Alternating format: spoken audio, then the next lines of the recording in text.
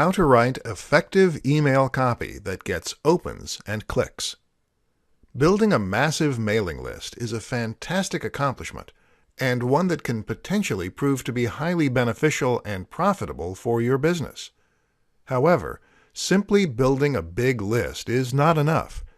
Even more importantly is actually reaching that audience and engaging with them in a meaningful way.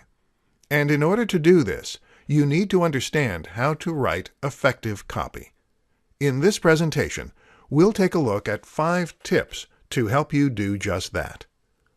1. Make it personal. The first thing to recognize is that good email content should speak directly to the reader and should be written in a largely colloquial and friendly manner. Email is an inherently personal medium, and your messages will be rubbing shoulders with messages from friends. Only subject lines that sound friendly and direct will get opened. This also means no automated messages. 2. Use questions. A great way to accomplish this is by using questions in your messages, and particularly in your subject headings. These work well because they force introspection on the reader's part and make them consider what is being said. 3. Keep it short. Don't rattle on in your emails. Keep them relatively short to avoid losing your reader's attention. After all, most of your readers are likely to be pushed for time.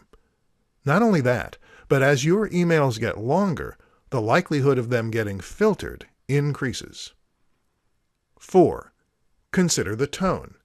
While it's true that the most effective emails will be more personal in tone most of the time, this is only true assuming that the nature of the topic is not highly important or formal. Make sure your writing style is appropriate to the subject matter, and consider your audience carefully. 5. Provide value.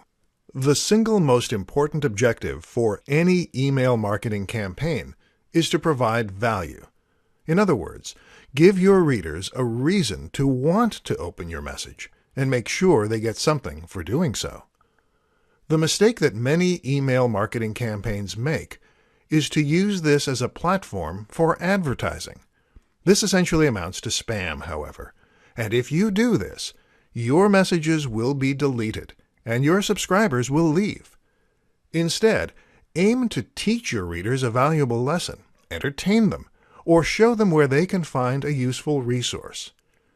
Prove that your messages are worth opening and that your advice is worth following, and only then should you consider trying to sell.